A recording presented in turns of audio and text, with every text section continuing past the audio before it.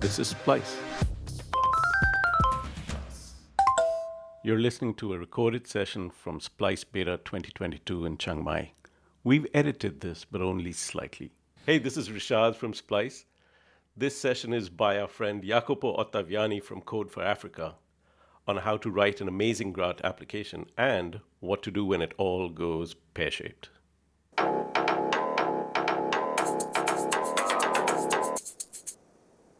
If you're here, is because you are interested in grants, and we'll be talking about grants. So a few words about me. I'm Jacopo Ottaviani. I come from Italy.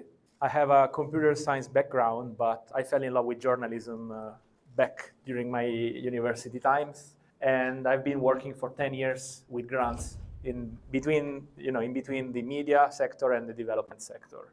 I'm currently based in Rome, Italy. I've been working a lot between Europe and Africa, and for me, this is the first time I really interact with the Asian community of Splice, so I'm excited about that.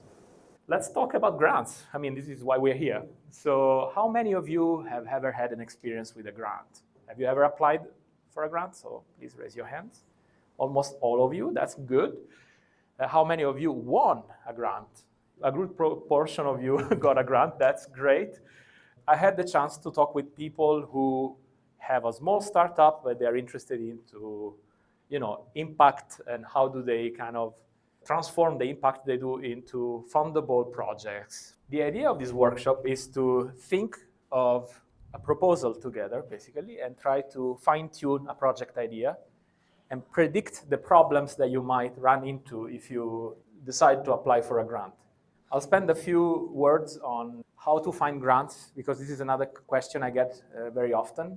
It's like, how do I find the grant? Or how do I find a donor that is willing to fund my projects or initiative? How does that work? So I can tell you how it works for me, from my point of view. You need to be creative at times, but I'll tell you how I usually act to clinch some money from a donor and to get my proposal accepted. At the end of the workshop, hopefully, you'll be having something sketched out on your sheets that you find on your table. And we can discuss about your project ideas later on, and I can tell you what I think about them. This is the idea in a nutshell. So how do you start? Normally, applying for a grant and getting a grant is a matchmaking exercise. You're building bridges between the donors' agendas, because each donor has an agenda, right? So here we're not talking about investments, we're not talking about financial returns. We change lens, we talk about impact. So we'll define impact in a minute, but donors, unlike investors, they're not looking for money, but they're looking for change. So they want you, grantee, to change the reality you work into, the context you act on, you intervene into, and they want you to measure that change to justify their impact investment, so to speak. And obviously, each donor has an agenda. You need to match your project ideas with their agenda. Otherwise, they're not going to invest into your work. So it's a matchmaking exercise. And there are two ways to approach this problem. You can study a donor, make a lot of research about a donor, and try to match what they want with what your team is doing and what your team is best at. I'm assuming that you already have a team, but you can also be an individual. So in that case, the team is you. It's possible. I started as an individual freelancer applying for grants, and I got some small grants a few years back, and that's how I started. So it's totally fine. But I'll talk about team, because it's usually teamwork. First, you can find a donor and then try to forge a project ideas that fits with the donor's agenda, leveraging your skill set as a team. The other approach is you detect a problem within your audience. You want to crack that problem, you want to solve that problem, and then you would propose a solution to solve that problem and find a donor who might be interested in that solution. So that's the other way to approach this.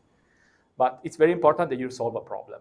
It can be also a micro problem. It doesn't need to be changing the world. It can be something small. You can build on that and increase the change you make over time. That's why you get a grant normally, to solve a problem. if you're not solving a problem, you're probably getting a grant just for the sake of it, and this feeds a broken system, which exists. Some agencies, some organizations consume grants. Their business model is around grants, and this can lead to problems because they don't want to solve a problem, otherwise their business model will be undermined. So we want to avoid that. We want to solve a problem, right? So we want to try to change the system. How do you start? How do you get a project idea that is fundable? There's not just one way to do that. There are multiple ways to do that. But normally, you need to talk with your audience. And to talk with your audience, normally, you need to get out of your bubble and try to mingle with your audience, interview your audience, listen to them, and understand what kind of problems they are facing to justify your intervention. Another way to get a project idea is to get inspired by projects made by other organizations and try to adapt them for your audience. And this is a totally fair approach, I think. I've done that many times. I can tell you about some examples later. But if you see something that works, you can replicate it and adapt it for your audience or for your local context. Yeah, and then, it's easier to do it rather than talk about it. You just apply and make it. Something that donors don't like is overpromise. So if you overpromise something, serious donors will feel uncomfortable. So it's okay to be ambitious, but try to be realistic. Try to do something small rather than, saying that you're gonna zero hunger in the world using your media startup. That's something that might not work. This is obvious, but some people, as they apply for $2 million, all of a sudden, people say, okay, I'm gonna do this project and I'm gonna revolutionize the system. This doesn't really work, and donors see that. So they have very sophisticated antennas and kind of radars to detect this kind of approach. A way I start when I don't have ideas, when you run out of ideas, because you need to be creative and have an idea. I start from the SDGs. How many of you know the SDGs, the Sustainable Development Goals of the United Nations? So these are basically all the problems of the planet, summarized together into a list. The United Nations put together the SDGs. So another way to come up with a project idea that is fundable or potentially fundable with a grant is to pick one or more SDGs, try to do a little bit of research on why these SDGs are important within your audience, within your geographic area or region you are operating into, and then come up with an idea. This is another simple way to kind of define a problem and a solution that can be approached with your methodology. Try to prioritize on tangible outputs rather than using buzzwords. Again, donors, I've seen many donors running away from proposals because they realize that it's a lot of, buzzwords. There are buzzwords that are trendy. Think of blockchain, think of machine learning, think of, all these things that are at some point it was data journalism. You have many others, I'm sure. You can figure out what kind of buzzwords are really just buzzwords. Make sure that you focus on the tangible outputs and avoid the kind of trendy, easy, cheesy buzzwords. How to find donors? When I entered this kind of market, it's a market. It's a place where people meet and trade. And I didn't have any contact when I started 10 years ago. The best places to find donors are conferences. And I know that here at Splice, there are people who have connections with donors, and there are some donors here who might be interested in talking with you. So use the conferences as a kind of entry point into the grant game. In addition to the conferences, you can use newsletters. There are newsletters that collect grant opportunities, and they just send them out for free. One of them is the IJNet by ICFJ, International Center for Journalists. They have a fantastic section on their website and a newsletter publishing a list of grant opportunities on a regular basis. And there are opportunities all over the world. Some projects have specific kind of geographies. Some are global. I think there are a lot of grants for Southeast Asia that you might want to look into. And you can find them on IJNet for sure. And there are other sources as well. When you start building your network of donors, you will start following them on Twitter, LinkedIn. It's a process. There's no one way to do it all together. But in a few years' time, if you invest into this, you can build trust relationship with them. So as it was mentioned by Sasa in the morning, reputation is very important, and donors talk with each other. Same as investors. So you need to cultivate your relationships, curate your portfolio, so show why your work is impactful, not just from a financial point of view, but also from a social point of view, from an SDG point of view. And then if you have never done that before, you can start with a pilot project and build on that. It can be a media product for a marginalized community. It can be a chatbot helping people to find, a doctor. It can be anything that, is in between the media and the civic use of technology, for example. You can really come up with a mission for your initiative and try to find donors who are interested in that mission. These are 3 scenarios that I think are quite common. Again, you need to link project ideas with donors. So you can have an idea you believe in, like your startup idea. It can be an idea, a project idea or an initiative idea. I don't know, maybe training women in Malaysia or in Indonesia to use data journalism to talk about gender gap or gender inequality. I've just generated it now, So you have a strong idea you believe in. What you want to do, you want to find the right funders to give you a grant and make a pilot project on that. Otherwise, the other way to do it, you are excellent in doing something. You don't want to change that. You come across an RFP, request for proposal, and you forge a project that leverages your methodology and kind of is tailored for that RFP. Or it can be a mix of the two also. You can really combine the 2 approaches together. And then you need to be able to narrow down your project idea in 3 sentences. And this is very similar to the startup world. You need to create an elevator pitch. You need to be able to explain your idea to somebody who's not your colleague or your co-founder or somebody who's not in your bubble.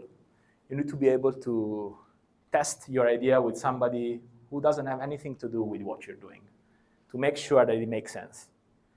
Possibly, you can share that idea with people who belong to the key audience, the target audience of your project, and get challenged. But it has to be a concise block of text. You don't have to write a research paper. It's like an elevator pitch. This is the core of any application when you apply for a grant, an elevator pitch. It's very similar to the startup world. But instead of looking for profit, they're looking for impact, for change, and ways to measure it.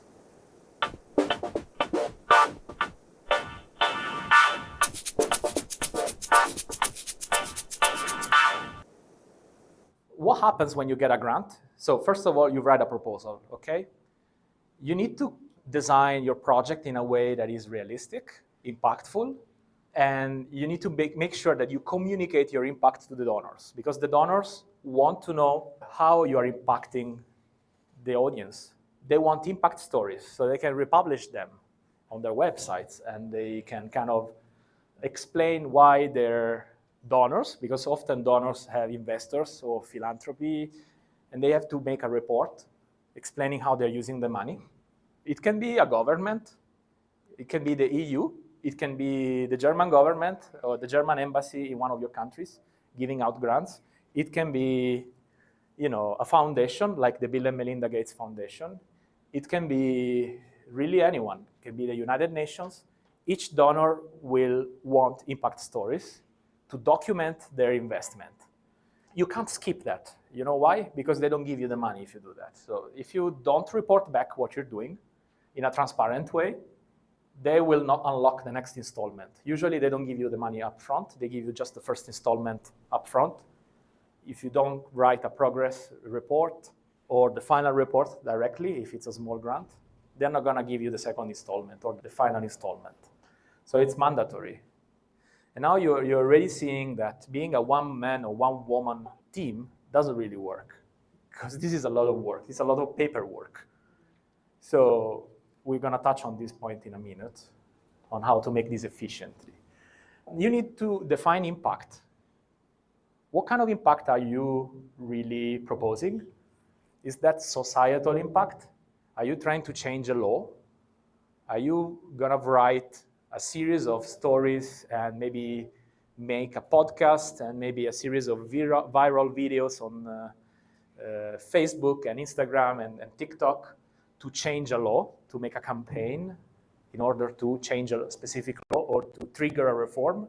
If you are that ambitious or if you are successful with that, you're gonna get a lot of grants because that's what most donors want. They want you to change in a tangible way the reality you're working into, okay? But that's not the only type of impact they're looking for. They're also looking for, behavioral change. So if you're raising awareness around the topic, you can demonstrate that people who are exposed to these kind of new narrations change their behavior, change their perception of reality, then okay, you're on track. You are collecting evidences about your impact. But it's an open-ended problem. There's not just one way to do it. But you need to think about it. If you don't think about it, you're not gonna get the grant. Or maybe you get a very small grant. Some small grants don't require a lot of thinking in terms of impact. So the larger the grant is, the more you need to be able to document and measure the impact of your work. And there is an entire field of knowledge called ML, Monitoring, Evaluation, and Learning. And basically, this is something that people build careers on. People get specialized into this. If you aspire to become like a grant-funded organization, you probably need an M&E person with you. It can be you, but you are one. You don't want to do everything. So again, it's teamwork. So when I wanted to become a journalist, I didn't know that I would end up talking about these things at some point. It's normal. Like half an hour ago, we saw something like a crazy budget. Now we're talking about MEL, ML. These are things that are important to keep the lights on, especially if you are looking into the non-profit approach to journalism or to development. So yeah, I think we can say this. Journalists don't like, I'm not gonna use the H word there, but journalists don't like bureaucracy, but someone will have to deal with it. If you skip it, you're not gonna do any kind of important grant-funded work. This is the reality. So you better start thinking about it and build a team of people who have the skills to measure your impact, to write proposals, to write reports, to come up with a sustainable financial model, to write financial reports. You need all these kind of skills. And then you need somebody who's gonna sell your idea to donors. You need somebody who speaks the language of donors. So it's a business in a way. And it's a kind of very, very multidisciplinary business. It's a multidisciplinary team, the one you need. You need managers, you need domain experts, and then you need technical experts. So where would you put the journalists here?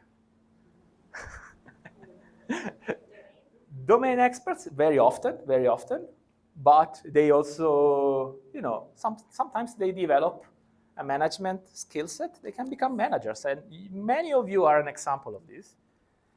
Others develop technical expertise. They become data scientists or data visualization experts or coders. The situation is getting blurry. These borders are blurry, but it's teamwork. You can't have one person doing everything because otherwise that person will burn out or kind of break, or it will turn into a bottleneck and you won't grow anymore.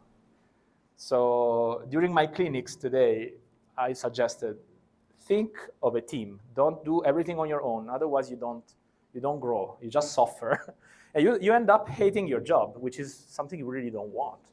Because usually the people who enter this business, they are really passionate about what they're doing. And they suffer. They end up suffering that, they try to do everything on their own. And it doesn't scale. It doesn't really move anywhere at some point. Right. So yeah, this is just some examples of the people who kind of are part of this Venn diagram. So the admins and finance people will be among the managers. The SDG experts or the journalists will be in the domain experts bubble or kind of circle. And then designers, techies, video makers, social media managers, they will be technical experts. But again, these borders are blurry. Then when you start growing, you need to create an organigram. So you're literally creating an organization or initiative. I've seen many projects going rogue because they didn't have this kind of structure. They were very flat.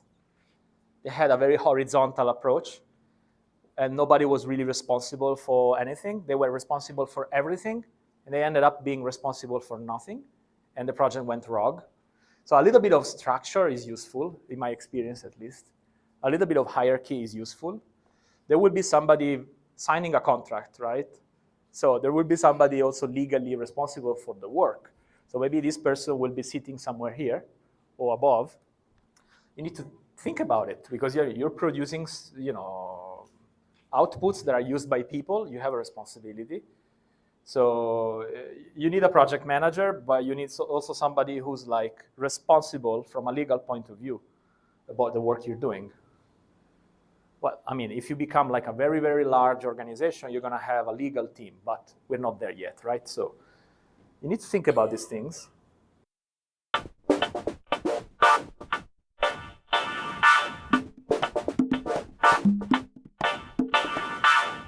What happens when things go pear-shaped? So I'm telling you, this happens very often. Some projects get approved. You made a set of assumptions. You signed an agreement. You start the project. Things go in a different direction. It happens all the time for many reasons that we're going to see together. These are some of the pitfalls that I've been seeing often.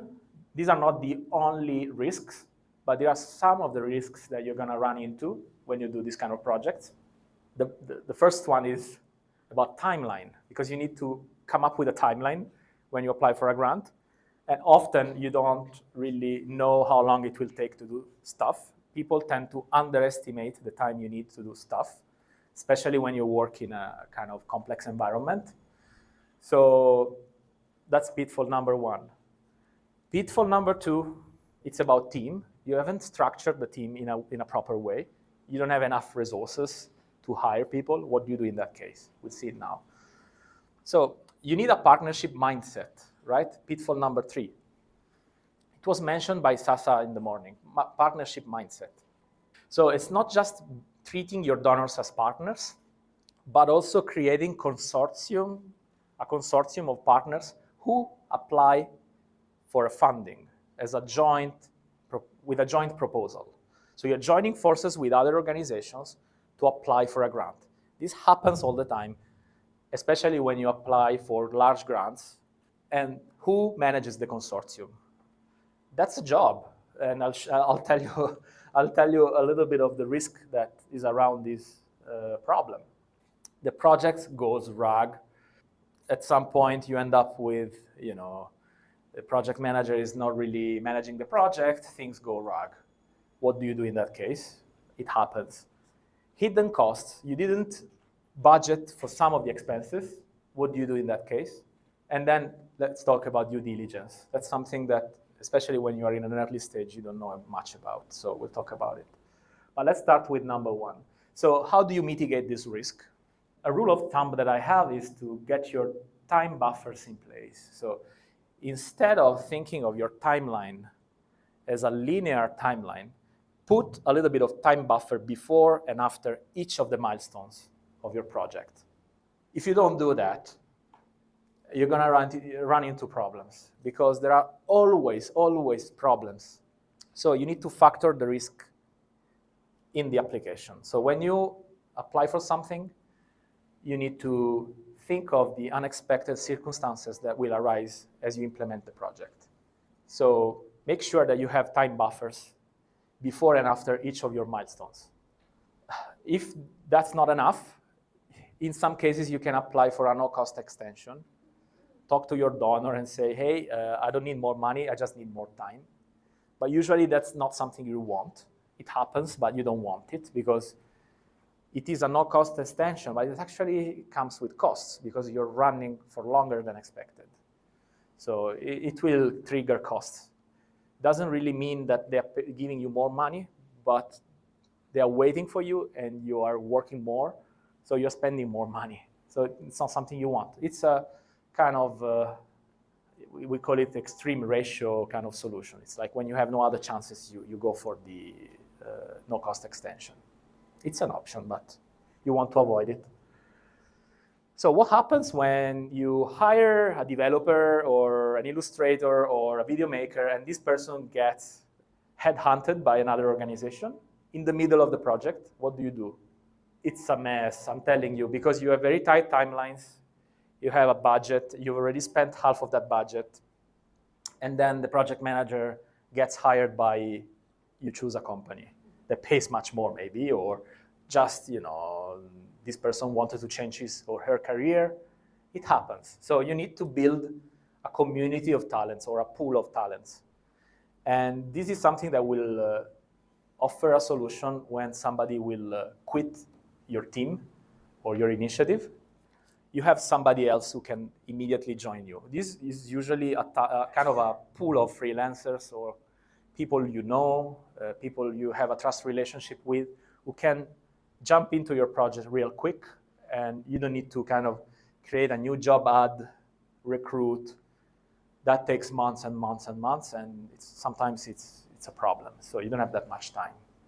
So as you build your projects, create your community of talents, and Splice is an example how they are excellent at that. They have the Slack community where they know, they try to facilitate connections. So you can also leverage existing communities to do that. But if you have an initiative in a specific country, you want to have a community in that country or in that region, maybe you can build your own. So this is a way I mitigate that problem. Okay, what happens when you create an alliance of partners who apply for the same funding, and they start going to different directions, and there's nobody who's really managing the consortium, and you end up in these kind of endless meetings where people say, I want this, I want that, I need this, I need that, and there's a conflict between partners. What do you do in that case? Well, you need to think about that before and write MOUs. How many of you have ever written an MOU, Memorandum of Understanding? 2, 3, 4 people. Okay, yeah, so you know what I'm talking about. If you skip it, it didn't help. Then maybe because it didn't capture everything, right? Or yeah, you need to be careful. You need to invest time into this. I know it's easier to start the project immediately. You got the grant. Oh wow, that's great. Let's do the project. 1 month after that, people will start feeling like, the partnership is not going well. So there are 2 things I do normally. So MOUs, invest time into MOUs. I know it's painful, but it will basically be useful. Number 2, be diplomatic, or at least have somebody who plays the diplomatic role in your team, who's like getting the heat from the partners. The partnership or the consortium might even think of having one person moderating the partnership. It's a cost, but it might be worth. So maybe the leading applicant will play that role, but it's not always the case. So you need to think about it before when you are you are deciding whether be part of a partnership or not, because some partnerships are just doomed. So maybe you want to avoid them. It's not something you do, easily. You need to invest time into this. I've seen projects going wrong because there was no project manager, but I think now this is common sense. Having a project manager helps. If you don't have a coordinator or a project manager, the project will probably become like a headless chicken running randomly into a room. I've seen it happening. So that's why I suggest to have a project manager. It might sound very obvious to you, I agree, but I've seen many projects going crazy just because there was nobody really coordinating all the moving parts. So especially if you start having multiple simultaneous projects, having a project manager would be extremely helpful, because if you have a large nonprofit organization, you might have 5, 6, 7, 8 projects running simultaneously. And if you don't have a project manager assigned to each project, so one project manager can also manage multiple projects simultaneously, but you need it. So hire one, budget it into your grant. And that's why this works as a segue for the next slide. Capture all the costs in the budget. So project management is one of the costs. Research, design, UI, UX design, coding, so software development if you're working in a digital environment, as I think you all do. Content production, social media and engagement.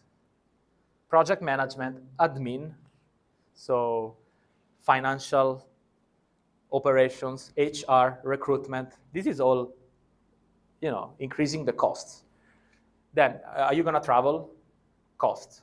Contingency costs. So some donors don't like it, but some do. So you can put like 1% for contingency costs.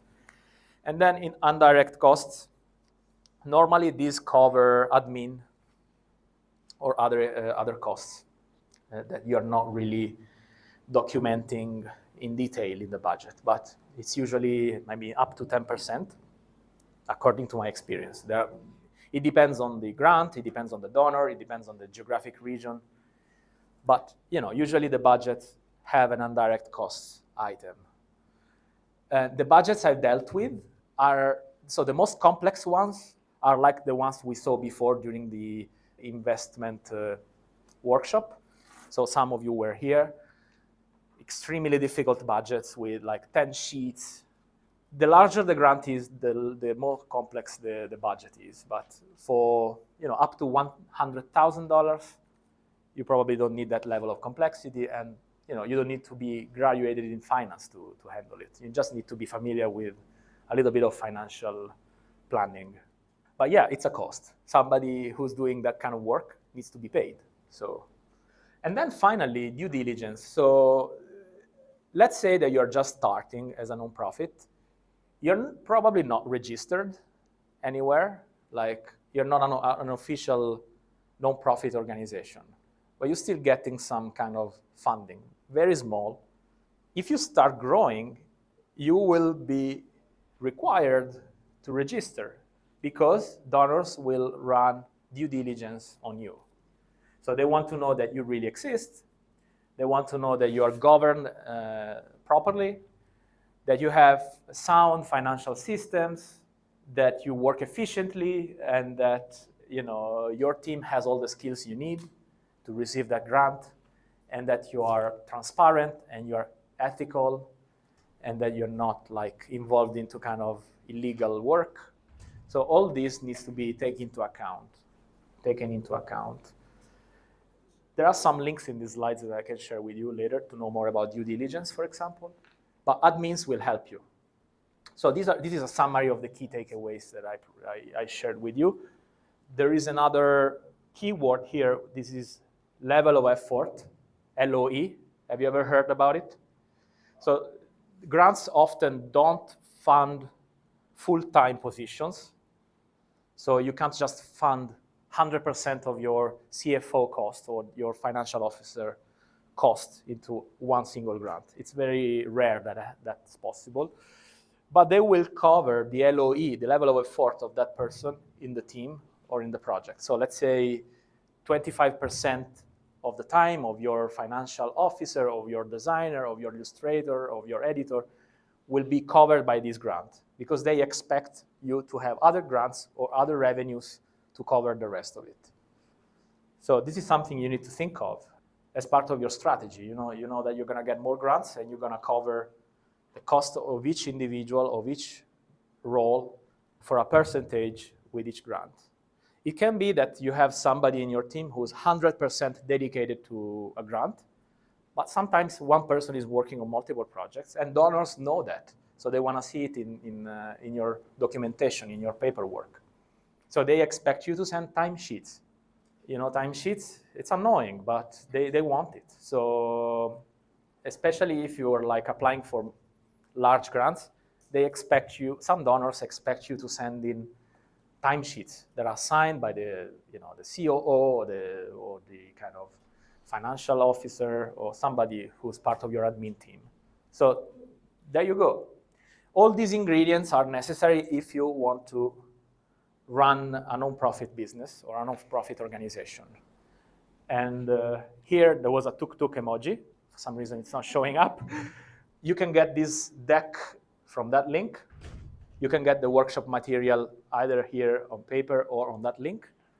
And I hope you'll follow me on social media to see what kind of work I'm doing, even if it's not in Asia. It's mostly in between Europe and Africa, but a lot of the things I see there probably are applicable here in this region of the world. So feel free to follow me. And now we have only a few minutes left. So you can take that exercise with you, work on it when you have time, and then send me some pictures. So thank you for listening first. Thank you. You've been listening to a session recording from Splice Beta 2022. Let us know what you think. You'll find us on splicemedia.com. This is a Splice podcast, and it's produced by Norman Chella at Podchaser. We'd like to thank our sponsors Google, International Fund for Public Interest Media, International Media Support, Konrad Adenauer Stiftung, Luminate, Media Development Investment Fund, Meta, and Telem Media. This is Splice.